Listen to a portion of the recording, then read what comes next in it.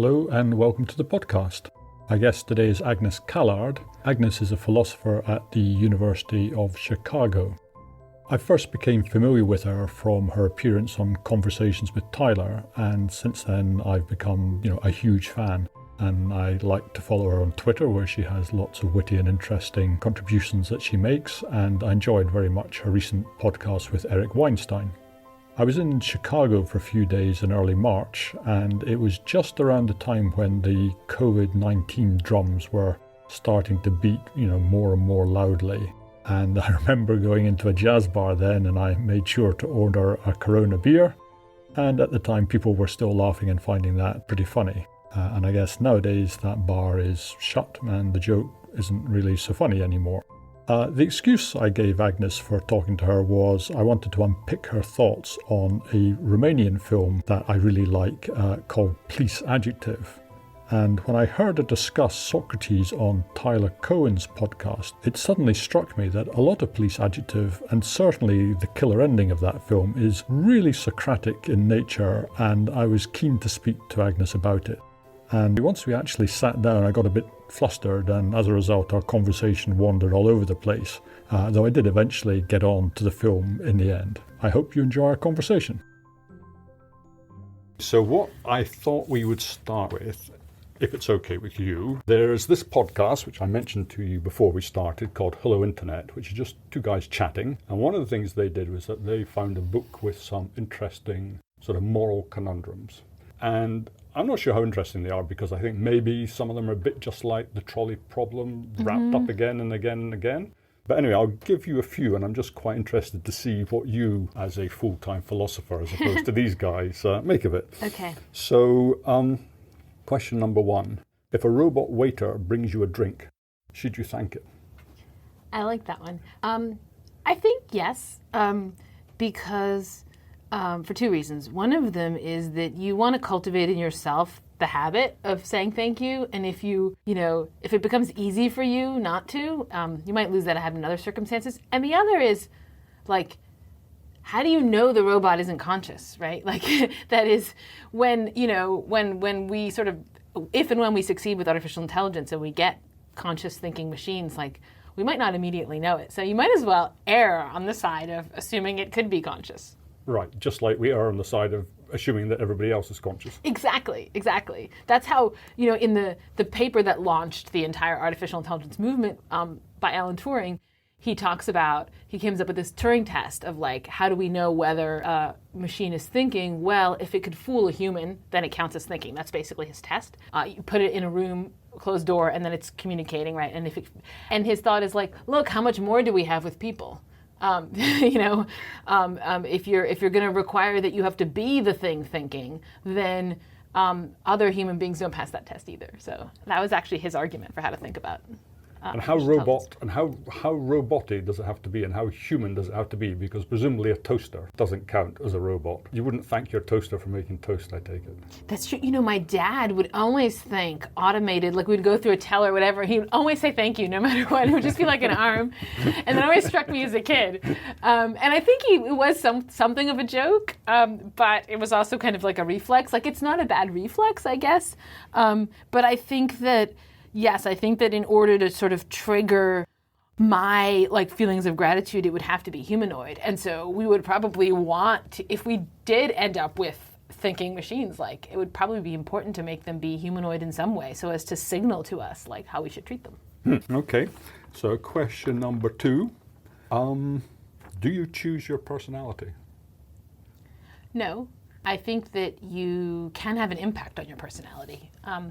I understand choice as structurally something that can fit in a moment, like a decision, right? You can think about it for a while, but then you make a decision. And the decision is something that happens in an instant of time.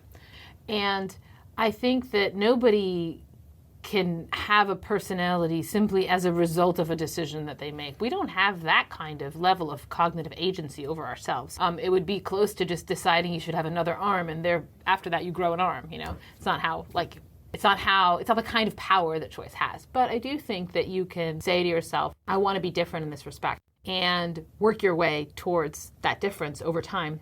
And over that time, what will happen is your own thinking about what it even consists in to have that difference is going to shift and change until the point where it lines up with just seeing that difference as like the right way to see things. But I don't think that process is correctly described as being governed by choice. I actually think that's what I call aspiration in my book.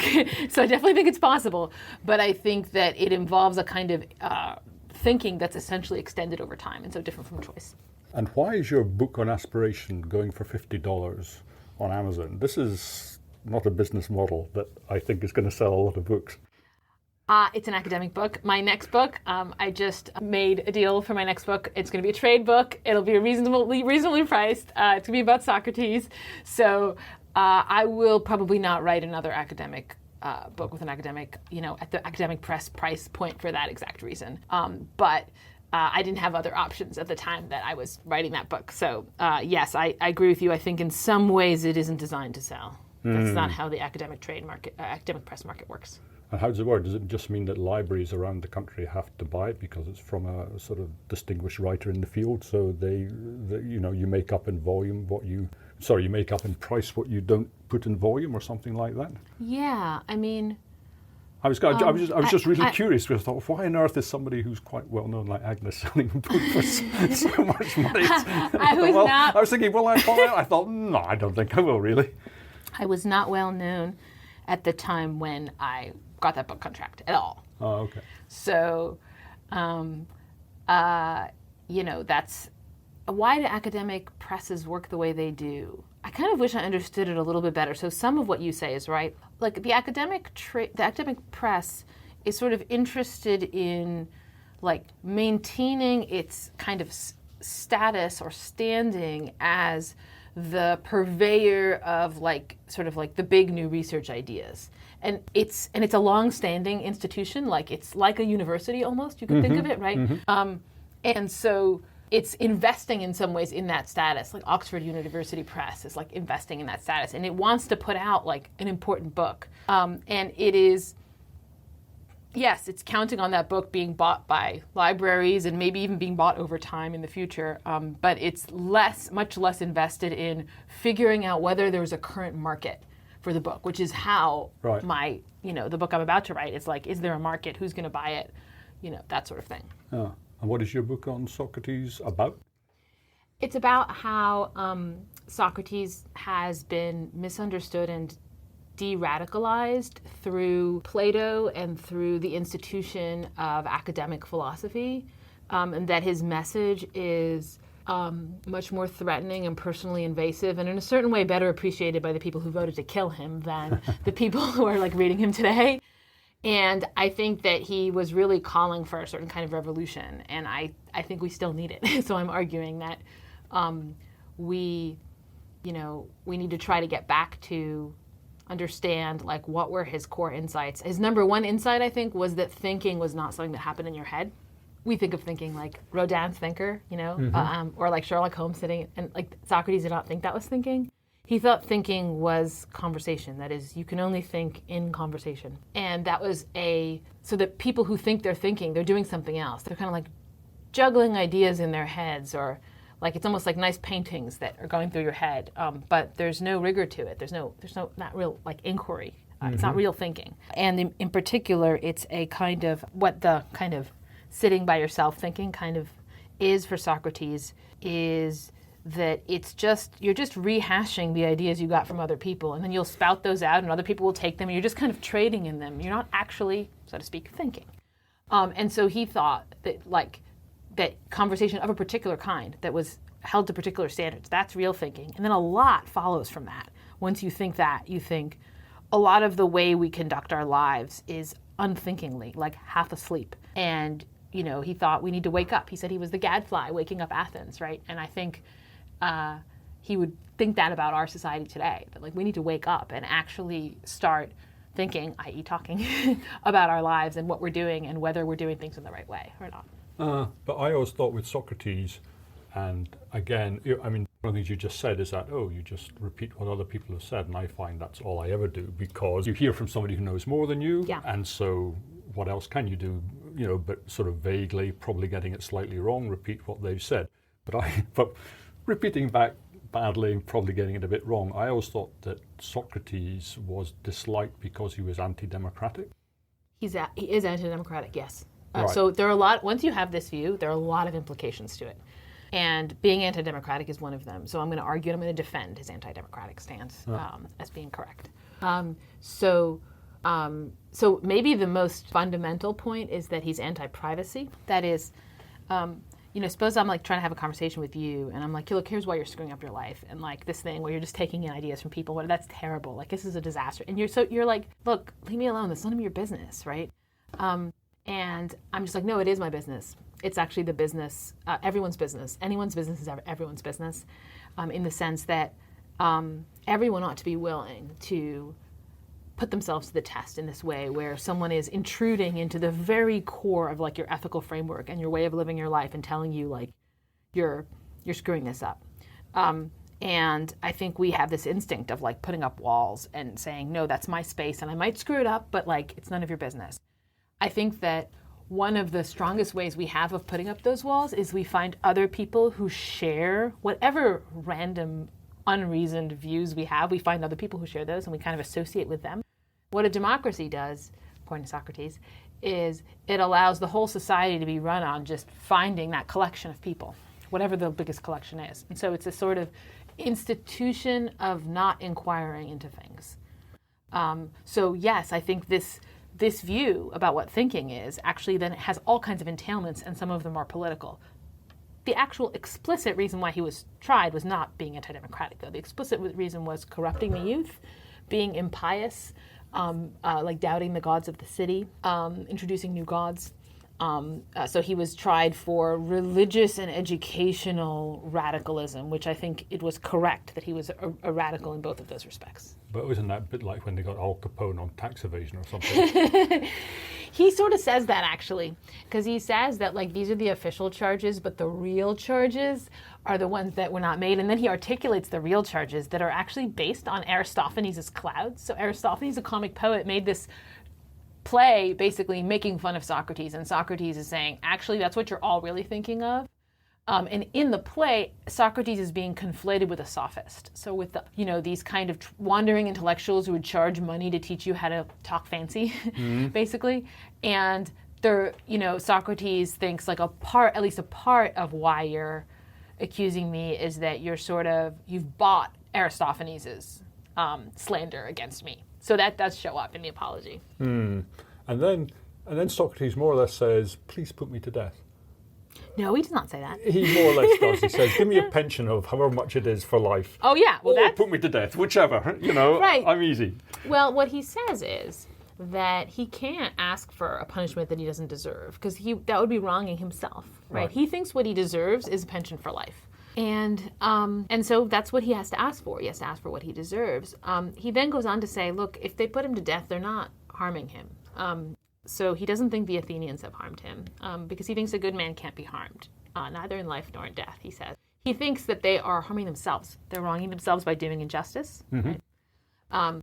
And so he tried to, I think his, the way I interpret the motivation behind the apology was he felt morally obligated to do everything in his power consistent with the truth to try to persuade the Athenians not to harm themselves, not to commit an injustice in this trial. And he did his best. But he wasn't going to then, in a way, go back on that and wrong himself by asking for some more lenient penalty that he nonetheless didn't think he deserved. So I don't think he wanted to be put to death, but his reason for wanting not to be put to death was in large part that he didn't want the Athenians to make a wrong decision. Yeah, I felt he really put them to it. I thought he really stuck it to them at the end, where he more or less said, right, let's follow through, all the way through and see how you like it. And in the end, they ended up not liking it very much at all over the next however many 100 years of shame they've had to put up with. Right. Well, what he says is that, you think you're ending philosophy, but actually, like, all these people are going to come up and basically be imitating me. And they're going to keep interrogating you, and they're going to keep asking you, you think you can stop this thing I've started, but you can't. And, he was right about that. I don't think he was there trying to rub it in. I think what he was saying is that the thing that I discovered was not like a one-man game. It was like I figured out thinking. That's not, you're not going to put the lid back on that. Right. And there's a reason why Socrates was so compelling, such a compelling figure. Like, I think in some ways the really important thing to remember about the death of Socrates is for how long it didn't happen, right? The Athenians didn't kill him right away. They mostly didn't kill him. For most of his life, they were not killing him, right? Sure. And during all of that time, he was building up a following that you see in the dialogues, right? And even he says, he's like, I'm amazed at how few people voted against me, actually, he says, you know? And so there was like, yes, there was this kind of certainly negative backlash, but there was also this huge positive response to Socrates. And he is then kind of describing that, you know, at the end of the Apology. And we do have to remember this is, of course, Plato, right? Giving us, sure. In a sense, I hear that also as Plato saying, look, reader of my text, the Apology, I want you to understand that in a way they didn't kill Socrates. And that's partly Plato's responsibility why they didn't kill him, right? You couldn't kill him. Once he had done this thing, it was not going to die. Not going back in its box. And in your book, to what extent do you sort of set him in history? Because this is all against the background of sort of, you know, disaster after disaster for the Athenians. To what extent do you bring that in? Well, I haven't written the book yet, so I can't answer. Okay. But I can tell you predictively, probably not a lot. Yes, I mean Socrates was living at a time of great political instability, and some of that comes up even in the Apology. And you know, from his point of view, the political project is in a certain ways quite a simple one and a personal one. He said, in the Gorgias, he says, I'm the only true politician in Athens. There's a way in which you can kind of cut through a lot of the other political questions if you see all of politics as you're just trying to persuade the person that you're talking to at any given time. You're trying to inquire with them into how to live well. And that's kind of all we've got. It's like he's like this one-trick pony. That's all you've ever got. It's what he's doing in the Apology. It's what he's doing in every text. And you know, part of what I want to think about is like, what does that project look like today? And so in a way, I'm less interested or worried in kind of the ways, and there are some ways in which it was tied to its own context. I kind of want to rip it out of context. Yeah. So, yeah. And the one that, I mean, I haven't read all the dialogues and I haven't understood the ones I have read because they get more dense and deep than you sort of at first realize as you're going into them. They just read like, you know, an amusing get together, but then after a while some of them start to lose me. But the one that sort of stood out for me amongst all of them was the Protagoras, where, you know, the sophist, you know, the top sophist of his day, Yes. you know, lands quite a few blows on Socrates' nose, you know, and that's in all the other dialogues. It seems like Socrates is just jerking the guy around, but in this one, it feels like it's a much more even contest.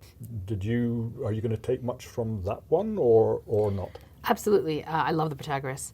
I think it's interesting because on the one hand, there's something to what you're saying. Protagoras is a bit somehow more adroit than some of Socrates' other interlocutors I would say it's like almost more evasive a little bit, right?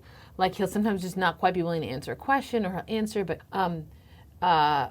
more so than someone like Gorgias, say, who's just as famous and important as Protagoras, but is kind of a little bit more straightforward to interact with. But the other thing that's very striking in the Protagoras is that, you know, they have this long literary digression, right? Where Protagoras is like, why can't we do my thing? My thing is like literary interpretation of a poem. And Socrates is like, okay. And then Plato has Socrates sort of best him at that, which is weird. It's almost like he wants to reestablish Socrates in this funny way. I never really understood. I don't know that I'll talk about that bit. I never really understood why that's in the dialogue. There is some philosophical interest to Socrates' reading of the poem. I mean, I don't remember it perfectly, but there's like a line in there, something like, to become good is hard and to be good is easy, or the other way around. And, you know, you can make something of that, but mostly it's like, it seems to be like kind of clever tricks of poetic interpretation that take over the dialogue for this chunk of time, which is very weird. And then the other weird thing about the Protagoras is in so many places, Socrates sort of, I guess, quite careful to allow Protagoras to save face, maybe up until the very end. So like he'll do these kind of devices like the imaginary interlocutor where it's like, well, me and you, Protagoras, let's talk to the many. So we say this, now the many say this, right? Where they're sort of hypothetical interlocutors that then, like the conversational structure changes so that Protagoras won't get annoyed. So there's quite a lot of like deference, but then also competition. It's a very... And then at the very end of the dialogue, what Socrates says is we've switched positions. Right. Right? So there's this kind of dance of, Socrates trying to manage and deal with the kind of status interaction of Protagoras. That's much more complicated than what you see in like the Gorgias, even though there's also that same issue there. It's just navigated with more kind of like finesse and like a larger set of tools or something, like what you see with Gorgias is like Socrates is super deferential and he'll be like, Gorgias, I'm going to ask you a question. You're going to think that I might know the answer to the question. And I do have a guess as to what you're going to say, but I'm not going to preempt what you're going to say because I want to allow you to develop it. So don't get suspicious about the fact that he'll do that sort of thing with Gorgias where he's really being careful or tactful, right? But that's nothing compared to what he does with Protagoras, where he does this weird stuff, where it's almost like I'm not even talking to Protagoras. Protagoras and I are together. We're talking to the many, So I agree. It's not only that somehow Protagoras is smarter or more clever. It's somehow that Protagoras is trickier. He's more evasive. He's more, maybe more aware of what Socrates is doing and of explicitly trying to diffuse the Socratic sort of moves. That was my sense, is that he wasn't necessarily going to play Socrates' game because he felt it put him at a disadvantage because it forced him to always be the one to justify himself, and he wasn't so willing to do that. And I guess because it was so different from that point of view, I wondered, well, maybe this was a more realistic conversation in that's the kind of conversation you could imagine actually happening, whereas would somebody sit still always? It always felt the others were much more composed to me, whereas the Protagoras seemed to go all over the place. And so I thought, well, maybe that is kind of what happened. I mean, there are definitely people the Protagoras has no emotional outbursts, which other dialogues have. It's like Callicles and Thrasymachus just kind of freak out, and they're like, "Stop it, Socrates!" and they're sort of screaming at him. And Socrates is afraid of Thrasymachus in Republic 1. So he definitely has people who are avoidant. Polus in the Gorgias says, "Why do you always get to ask the questions, and why do I have to answer them? Why can't we go the other way?" Socrates says, "It's fine. Let's go the other way. You ask the questions, I'll answer them." But Polus is like not able to do it, and Socrates has to keep suggesting him. He's like, "Now ask me this, Polus." So this a lot of the things that you see, the motivations that you see with Protagoras, where Protagoras doesn't want to play Socrates' game, Polus doesn't want to play Socrates' game either. But that's why I say Protagoras is kind of evasive in this way, where he doesn't want to play Socrates' game, but he's not as explicit about that fact as someone like Polus. When he gets annoyed at Socrates, he's not as explicit or emotional as someone like Callicles or Thrasymachus. He's kind of more refined, is what I would say. He's more sophisticated. And he's going to try to not play Socrates' game, but maybe make it appear as though he is playing it. Right, because he has his reputation and he needs to be careful. He's literally surrounded by an entourage, right? He's got these people who are walking behind him in part ways as he moves. So he's like this figure, right? In this particular scene, like so is Gorgias, but not as much in terms of like, he's not like literally being like trailed by people who are like kind of worshiping him. So Protagoras is really, he's someone who, yes, a lot of his energy is going into maintaining a certain appearance, I think. Nope, that makes sense. Okay, so we skidded off the road there, so let's skid some further. I printed out your list of things you were against. Okay. Things you were in favour of and things you were on the fence about. Yeah. And, okay, so I guess does Socrates ever give advice? And you're against advice because... He does sometimes give advice, but of a very kind of open kind. So, like in the Laches, at the end of the Laches, he says, "What I would not advise is that we remain as we are," which I've always loved. This is not advice. Yeah, it's non-advice. It's kind of non-advice advice. I wrote a column in Point Magazine on advice, and what I say there is that I think that there are things in the advice family that are good and useful. So one of them could be like a kind of instrumental information that helps me get what I want. If I don't know how to get downtown or something, and you can tell me, or how to fix my broken printer or whatever.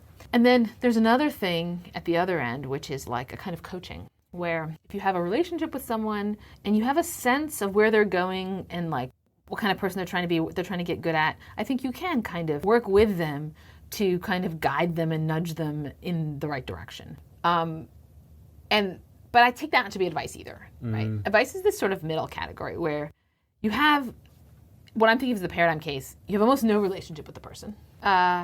It's very cheap talk on your part. Like you're just going to say something. You're not even going to know whether it worked out. And a lot of, I think, what I hear people giving advice, a lot of it seems to me to be more about negotiating the interpersonal interaction of that situation than it is about like improving someone's life. Because how could you anyway? You don't know them, right? One thing, like you see a lot of advice online, I find, like especially like people who attain positions of like success, especially in the tech world, seem really prone to giving advice. And like one list of advice I found that I found this to be funny. At the end of it, it says, please email me if you found this advice to be useful. It doesn't say, email me if you found it to be harmful, right? He only wants to, it's like, well, you're selecting there, right? And so there's this sense of like, look, I'm well-intentioned towards people and I want to help them. But I think one should be more realistic about like, it's hard to help people. And so, yeah, I'm against advice because I think that usually the giving of advice is, there's a kind of pretense at assistance that is more about getting along in the interaction than anything else. There's empirical evidence. One of my colleagues here in the business school has worked on studying advice giving in like high schools and showed that the advice tends to benefit the one giving the advice rather than the one receiving it. So I didn't come up with any of these views knowing that, but I was pleased to learn it. Yeah, I mean, my feeling is that nobody ever takes advice because either you believe it, in which case it's kind of now your idea, or you don't believe it, and so you don't do it because you don't do what you believe to be wrong. Right, almost exactly. by definition. And it is almost a form of, I don't want to use the word, well, I'll use the word sort of colonialism, where somebody is sort of trying to take over your mind. Right. And nobody wants to have their mind taken over like that. You know, either you persuade me, in which case it's my idea now, or else you don't persuade me, in which case, you know, I'm not going to take it from some authority telling me what to do. You know, unless it's how to change a plug, like you say, it's just how to get to Main Street or whatever. Right, exactly. In a way, we should be grateful that advice is so useless, because it would be creepy if we could influence people that much. Yeah. Okay, so next one up, irony. And you claim that Socrates is not ironic. So what do you understand irony to be? Yeah, so I have to admit that this one is like, I should have put one of those personal disclaimers in it. So just I'll say something about Socrates afterwards, but on a general level, I'm very bad at picking up on irony and sarcasm and like when people don't mean what they say. I always think they just mean what they say. And so I've gotten, you know, I've kind of like screwed things up a number of times by not hearing the irony in what people say. And I just wish they would just say what they mean. Right. And online too, like people sometimes reply to my stuff and then I just reply and they're like, oh, you took that literally. I was being ironic. So part of it is that like I'm very bad at it, so I don't like it. Right. And some of these, that's all I mean by saying I'm against it, is like I don't like it. But with Socratic irony, I think there I want to say something different and much stronger. So a big part of my book is kind of building Socrates back up in ways that I think he's been torn down. Mm-hmm. So let me give three of them. Okay, one is the universality of the idea of Socratic irony, which functions, I think, as a defense mechanism for readers who don't want to let themselves be kind of really hit with the full force of what Socrates is saying and the radicalness of it by thinking, yeah, but he doesn't really mean it. It happens in the dialogues too. So Thrasymachus, Callicles accuse Socrates of irony. In the Apology, Socrates says, if I say this stuff, you guys are going to say I'm being ironic. But, you know, I actually mean it, but you're always doing this to me, right? So Plato primes us for this reaction, and he's like, you should understand that you have a tendency to read Socrates through a filter that itself is the kind of analog of the psychological protection analog of why the Athenians wanted to kill Socrates. And so I want to try to make this compelling and be like, Let's see what happens when we take that away and we actually just think he means it. He thinks the unexamined life is not worth living. He thinks democracy is bad. He thinks that a good man can't be harmed. He thinks that like the body is not a sort of locus of who you are. He really genuinely just believes all those things. What would it be if someone believed them and thought that we were screwed up for not believing them? So one reason I'm against irony is that people see it when it's not there, and then they deprive themselves. To quickly say the other two, so one of them is I think Socrates was not some kind of intellectual master or genius or anything. So people think of him as being somehow super, super smart. And that's another form of self-protection. Well, I'm not doing his thing because he had to be like a genius. He, in many places in the dialogue, describes himself as being like below average intelligence. In using the lexicon of the ancient world, a big part of which is saying I have a bad memory, which in the ancient world, that's just sort of exchange for, that's what intelligence is, right? And then the third is that I think Socrates was a real guy, which you might be like, yeah, okay. Like we all know there was a real Socrates, right? There's a historical record.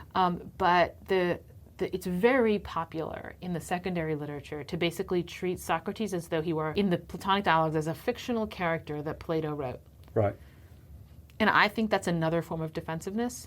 That is, I think what happened to Plato was he encountered this amazing guy who changed his own life and changed history, and Plato changed history by memorializing him. And I think Plato's main goal in the dialogues, in the early dialogues anyway, is memorializing. He doesn't want Socrates to be forgotten. And he's writing these, his first audience is people who encountered Socrates or got second or third hand reports, which means that he can't just totally make stuff up, right? Right. I think that if we're going to experience how radical Socrates was, like, we have to come to terms with the fact that, yeah, he was a real person. And I think we have a very good historical record for who he was, what he thought. We have descriptions of his appearance, which we have of almost no one else in the ancient Greek world. Yeah. I think our historical record for Socrates is better than anyone else in the ancient Greek world. I will say that. And so it's absurd to think we don't really know. Like, of course, it's not perfect, but we have an incredibly good knowledge of who he was. Anyway, so those are the ways in which I'm trying to, like, sort of put us back in touch with what is challenging about this real, actual human being who thought we should live differently. So, sorry, that was a little bit of a digression on the irony point. No, I think it was completely on point. It is interesting that you say that we don't know what other people looked like, and it always interests me about when we sort of get writing from the ancient world stuff that's just not there. Like, the view or how somebody was feeling or... Yeah. I mean, I think we know that Pericles had the back of his head kind of had like this bun type.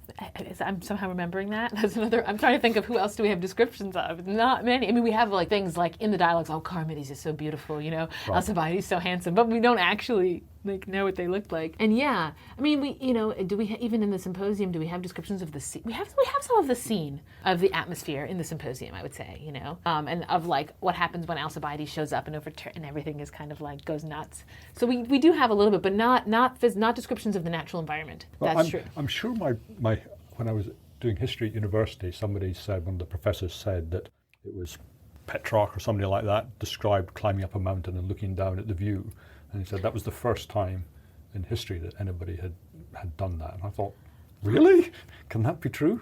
Well, so here's a really interesting fact about the ancient world that I learned, 10 years ago. I didn't come up with this, but I think it was from Arya Cosman, he said, a scholar of like Plato and Aristotle. So the Greek word kalon, beautiful. So it's used for like things we would call beautiful, but it's also used for things that are noble, like we sometimes use the word beautiful that way, but in Greek it's not a stretch at all to say it's like it has a moral use. Okay, but it would also be used to describe, say, a beautiful statue. So it's both moral and aesthetic. But here's the interesting part: it would never be used to describe anything in the natural world that wasn't somehow human. So it would be like, a human artifact or a statue. Basically, a human being is the paradigm case of what can be kalon, beautiful. And in a way, in both senses, right? And so the idea of a beautiful sunset, that's just, in Greek, you can't say that. Right. So for whatever reason, these things were not beautiful to them. Perhaps because they were so much more in the landscape and we're somehow separated from it, and therefore we have that detachment from it, so we can admire it in a detached way. I'm just making stuff up. Or maybe it was just also threatened. You have these descriptions of the wine dark sea, in the Iliad and stuff, and it's like, the sea is like this basically graveyard, right? I mean, for these are sailors, but they can't swim. Right. And after a mile or two, what's the point? Yeah, fair enough. I mean, amazingly, Odysseus survives. Yes. But the natural environment is imbued with this kind of threatening divine power a little bit too. Yeah. And I don't know where that goes. Like, there's a way in which Callard, that word, that kind of beauty is really human. And it's sort of crossing the line between the aesthetic and the moral. And like, it just doesn't fit at all for talking about the sea that could swallow you up, or the sun that blazes down on you or something. Okay, so we've done a bit of your likes and dislikes. Yes. We did one or two of the Hello Internet questions. I think we're done with that. So because the reason that we got together was to talk about the Romanian film, yes, Police Adjective. And you were very kind, because it is quite an unusual film. And one of the things that's slightly unusual about it is that it is, even by the standards of slow cinema, it is incredibly slow. Yes. And so just describe the plot, because I don't think too many people have seen it, and see if I can get the plot right. Basically, there's a policeman, Christy, who is following this teenage boy around to get evidence on him that he's smoking dope. Right. And about 60% of the film, it feels to me, is just Christy basically watching the kid and doing not much else. And nothing really happens during all that time. There's some wry moments. Right. But really nothing much is happening. He goes...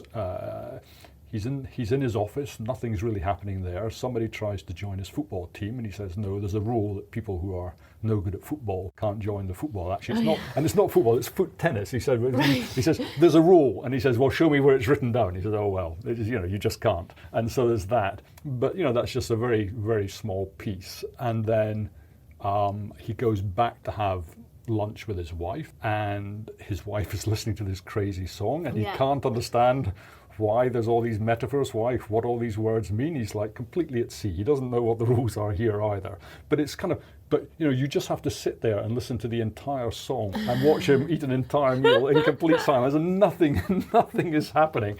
It's really quite taxing, but I really liked it. And then his wife corrects a piece of his grammar, or rather piece of his writing for his report, and says, no, you spelled it wrong. He says, no, I spelled it right. So now they've changed the rule. And he says, well, who makes the rules? He says, well, it's the Romanian Academy makes the rules. Oh, okay. And then finally he gets called in by the police chief and says, well, what are you doing? Why aren't you arresting this kid? And Christy says, well, it's pointless, because he would go to jail for 6 years and ruin his life for such a minor thing. And the guy says, well, did you put a joint in his mouth? Come on, get on with it. He says, no, I won't do it. And he says, well, why not? He says, well, it's against my conscience. And so then they have this big standoff. And I guess, so my thesis to you is that the police chief is basically taking up the Socratic role of demanding that Christy sort of justify his opinions. And normally Socrates does that by making people define their terms. In this scene, the police chief has got a big advantage, because he gets his secretary to bring in the dictionary. Yes. And so instead of, so Christy then is forced to go through the dictionary, looking up all the terms that the police chief, to try and zero in on what exactly it is that allows Christy to refuse to do it. And in the end, the police chief's conclusion is that basically the job of the policeman is to obey the law. And if we allow policemen to just follow their own conscience, well, that'll lead to chaos. And I thought, well, is that a little bit like Socrates when he's making his apology at the end, where he says, I have to obey the law, right? Even when I don't agree with it, because otherwise there'll be chaos. I was thinking, this is a slightly uncomfortable situation, because I feel the police chief is the bad guy here, and he is incredibly domineering in that scene. Yes. And really powerful, and using silence against poor old Christy, who's really put on the spot. And yet I think, well, he seems so... I thought, I must find out what Agnes Callard thinks about this. So sorry, I've gone on and on. Yeah, no, that's great. That was a really good overview. And so I think there is something very Socratic about this exchange at the end of the movie, and it's almost like they just made you wait for it. Like, you're in the mood of like, it feels like so much is happening because through the whole first part of the movie, kind of nothing happened. So It's all concentrated at the end. And so I think that I want to say like the ways in which I think what the police chief is doing is very Socratic, and then some ways in which it isn't. So it is in that. So he explicitly says like, at some point he's like, "Do you know what we're doing?" And then the sidekick says like, having a meeting, and he's like, right. No, this is dialectics. We're looking for the truth. Like, it just seems like a reference to the Socratic dialogues. So I think that what Christie wants to do is to kind of have the freedom and security and safety of his conscience. Be like, look, this is my moral view. We each have our own different moral view. This is my moral universe. I want to sit this one out, right? And he wants to kind of retreat, and even in the scene, he kind of crawls into himself, like he's kind of... Gets smaller and smaller in the chair. And he's just like, leave me alone. Just let me have my moral worldview, And even the sidekick at the end is like, look, I'll do it so he doesn't have to. Like, where it's like, let's just let him be, right? And the police chief is like, I'm not going to let you be. I'm going to make you answer for yourself. You owe me an explanation. You owe me, like, to take that little thing inside your conscience and make the argument for it. He actually asks for a definition of conscience and has him write it on the board, and then they look the word up in the dictionary.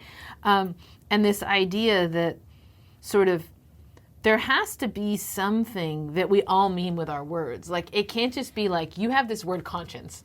And he's like, look, from my, as I use the word conscience, my conscience says I can't do this. And the police chief is like, well, tell me what you mean by conscience. And you have to have something to say there. And if you don't have something to say, at least the dictionary, in a way is almost like a final common denominator of like, it's not as though each of us can use words in a different way and we still get along and can communicate, right? There has to be something shared there. And I think that's something that Socrates is getting at in his dialogues too, and he's quite often asking people for definitions. And it's really important that the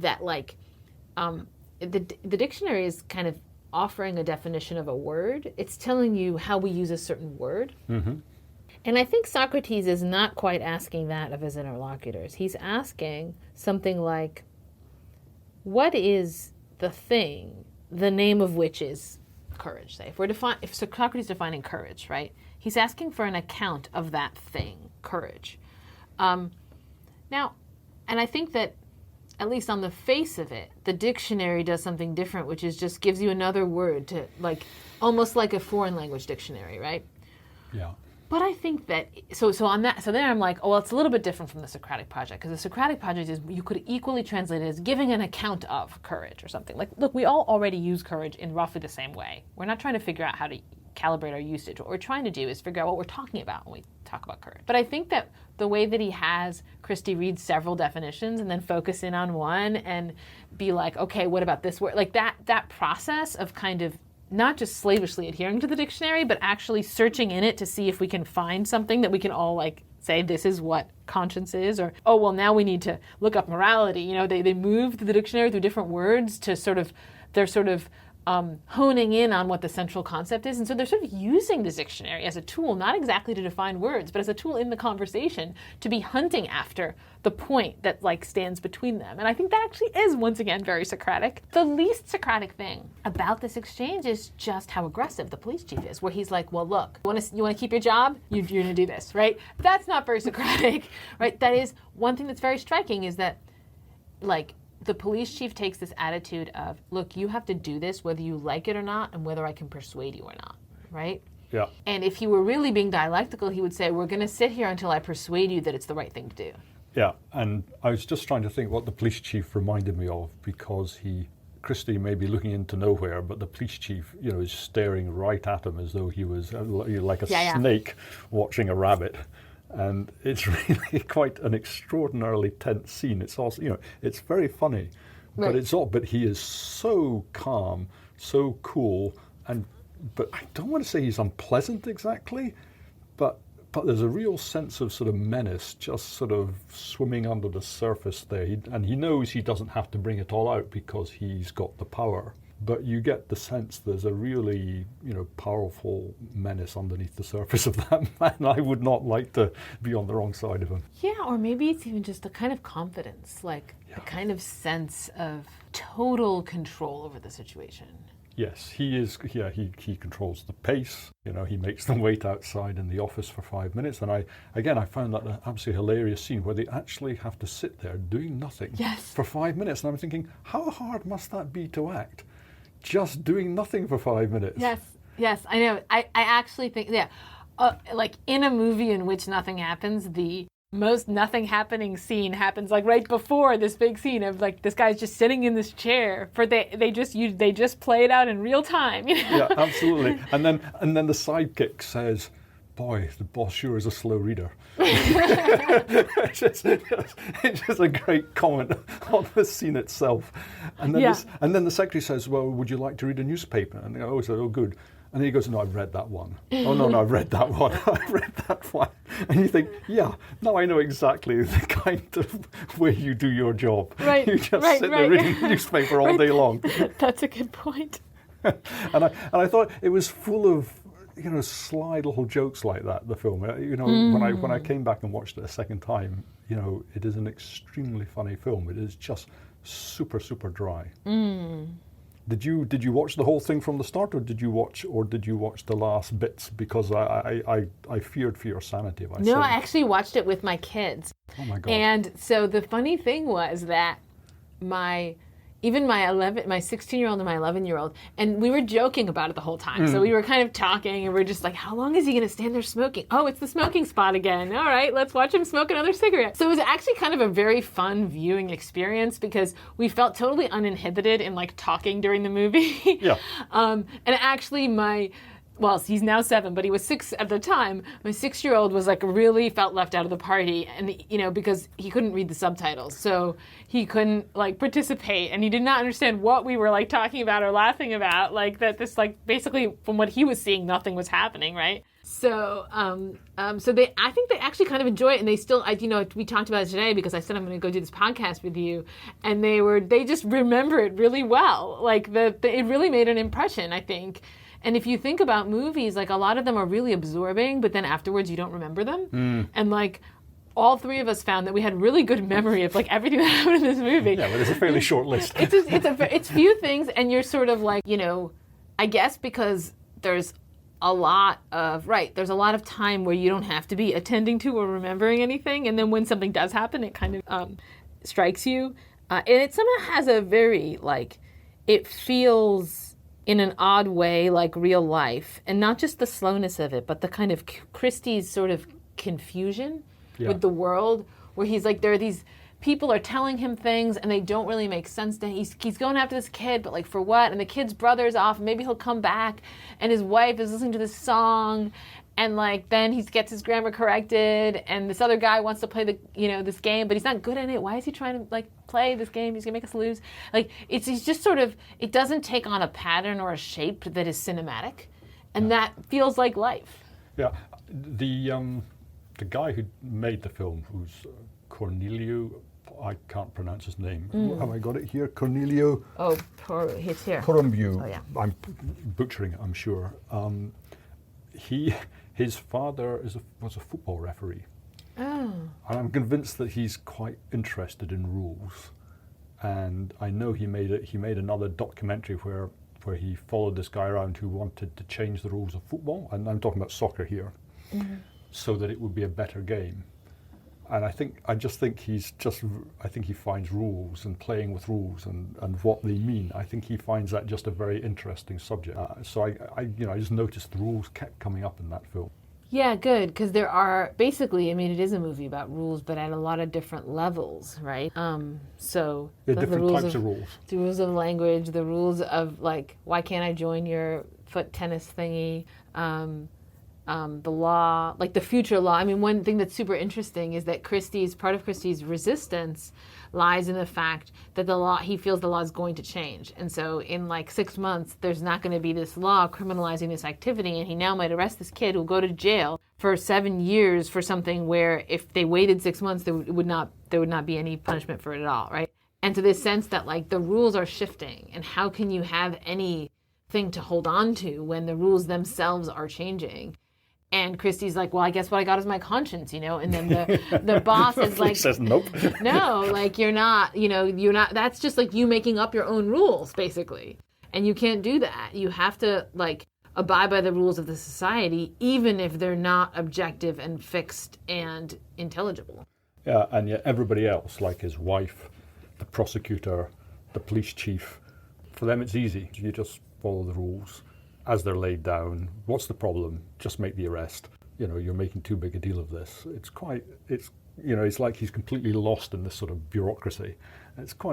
I really, really liked that film. And I thought it was extremely funny. And I liked the joke, I think, at the end where they define police and they say that it's, one of the ways they define it is like it's a story where, the intrepid behavior of the policeman and his ingenuity managed to solve the case. And if ever there was a film where it was about the complete opposite, where absolutely no ingenuity, right. the case is completely unresolved, except, none of the mysteries are solved. They just pick up the original kid for smoking dope. I just thought that was just a nice punchline to the whole film. Yeah, I think one of the things that confused me at first was that I think in English we use the word detective there. Yes, yes, that's right. We would say detective novel. Whereas in French you would call it a policier. Oh yeah, that's true. That's right. So I assume Romanian and French yes, probably right, doing the same right. thing. And so I wondered about that the first time, and then I got it. I'm like, when they say it's an adjective, it's like, oh, it's detective.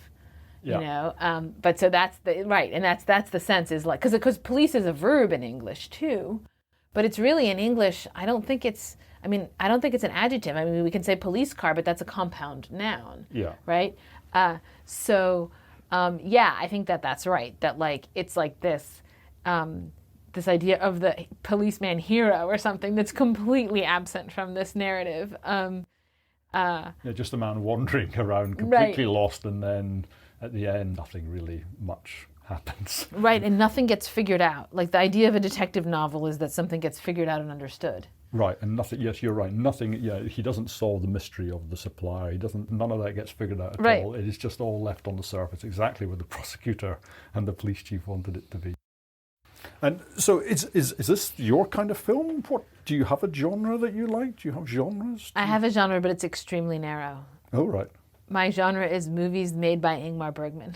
I honestly think Fanny and Alexander, I think I've seen about 10 minutes of that. I think that's as far as I've got with Ingmar Bergman. That's not in my top 10 probably, but I like it. I like all of his movies that I've ever seen. Even the ones I like least, I still like a lot. So I still like, but so I think that actually though, if you like this movie, there are some things about this movie that remind me of Bergman, namely the main thing being how uncinematic it is. Like, it's just not a movie that is trying to, kind of almost like use the powers of cinema to give you a certain experience. Right. And that is like, I think that, what I love in a lot of Bergman movies is that there are these sort of very human interactions of people responding in unpredictable ways to one another, in ways that feel like real life, or almost like what's slightly below the skin of real life, like how we would do real life if we weren't pretending to be in a movie all the time. Like they're almost less cinematic than real life. And so it's like you get like this kind of underbelly of conversations. I mean, that's one thing about his movies. So like my favorite is Scenes from a Marriage, which is just this kind of, it's kind of a mini series. I mean, you could watch it all at once, I guess, but it would be like 6 hours long. I think I may have seen it at the theatre, maybe. I think it's been dramatized. Yes. Yeah. Oh, yeah. It showed at one point in theaters, but I only discovered it, more recently than that. But I also just think that part of it is that he's thinking in a very deep way about the topics that his movies are about. So like, what is marriage? And like, this movie is a reflection on, is marriage an institution? Is it a kind of framework? Is it a kind of act? Or is there kind of some deeper level of marriage where you could sort of discover the real marriage inside of the marriage? And I think the conclusion he sort of comes to is that there's that second thing of like the true marriage inside them. And it's not love. Like you might think, oh, well, that's just love. But no, I think it's really marriage. So I can't think of a better movie about marriage than that. And I can't think of any other good movies about marriage that basically is also true, except for other movies of his in a way. But that's the most direct one. It's very painful and kind of direct in sort of exposing the ways in which people misunderstand and hurt one another. He kind of is unflinching in letting us see directly how people could be sort of well-intentioned and really, really deeply hurt one another. There's a movie, the most recent movie of his that I saw is called Autumn Sonata, and it's Ingrid Bergman plays the mother, and Liv Ullmann, who was also in Scenes from Marriage, plays the daughter, and it's this sort of, mother and daughter whose relationship has become a kind of record of injuries against one another that they've. I mean, really, it's more the daughter against the mother, but it's like this. It's like it almost goes deeper than anything like revenge. It's almost like her very being is constituted by how much she's been hurt by her mother, and he just kind of brings this out in full force just through conversation. And I don't know anyone else who can do that. So, and once I've seen it, almost all other movies just feel sort of insubstantial to me. Interesting. And did he write the screenplays for his movies? Yes. I don't know if he did all of them, but I believe he did. I mean, those ones, yes. And I think most of them, yes. But I don't know. I think there are some where he didn't, so I don't know myself. Okay, right. My own tastes are all over the shop, so nothing as narrow as that. But, and just sometimes you get you see a movie which just sort of oh, I've not seen that before, and that's new, and that's the kind of thing I like. Where so often year on year, I think if you go back to old movies, then I think you can find great stuff. But the year on year stuff, it's quite rare to see something that you really like. I saw one other thing this year that I really liked, but it's not new. I just happened to see it this year. Okay. And it's this documentary called Crumb. And it's yes, I saw that. Okay. And the thing that stayed with me, apart from many other things that stayed with me in it because it's sort of filled with scenes, but it's where he's drawing the telegraph lines, Yes. and he's saying you don't notice how ugly the world is around you because your eyes just filter out the ugly. And so I sort of make a point every so often just trying to concentrate on all the ugly things like the street signs and the telegraph wires going overhead, and all of a sudden you think, yeah, I was just looking at a lovely view, but actually it's completely cluttered with all this crap.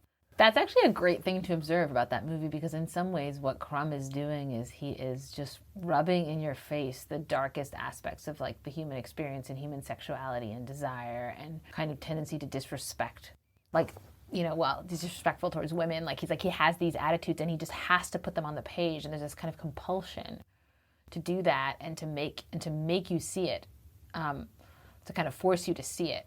And the forcing you to see the ugliness of the telegraph is kind of along those lines. Yeah, he wants to really push your nose into reality and show you the truth without any of the varnish. Yeah, and I just thought it was. I mean, I'm not a fan of documentaries in general, but I thought it was by far the best documentary I've ever seen. The only really, really compelling documentary I'd ever seen, where it was like you really got inside this guy's life and his brothers, and just the ways in which he was still that kind of awkward social reject that he had always been, even as someone who's quite successful. Mm-hmm. He was still that.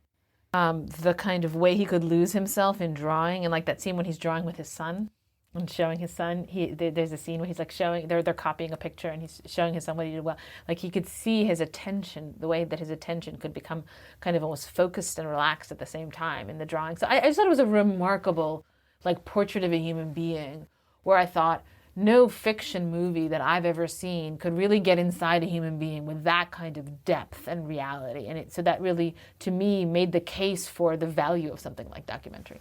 That's interesting. Well, I mean, my film of the year was very conventional. I liked the latest Tarantino very much. So I didn't see that. I kind of can't watch things that are really violent. So it's not very violent. Oh, it's not. Okay, I kind of had written him off. It's certainly not violent like some his other films. It is violent at one point later on in the film, and somehow he sets it up that everybody's quite happy about the violence, and it's not violent like some of his previous films where you feel the pain. But yeah, if you really can't watch violence at all, I guess you can't even watch that film. But most of it is just relationship between two men, and that's the film. But I thought it was spectacular.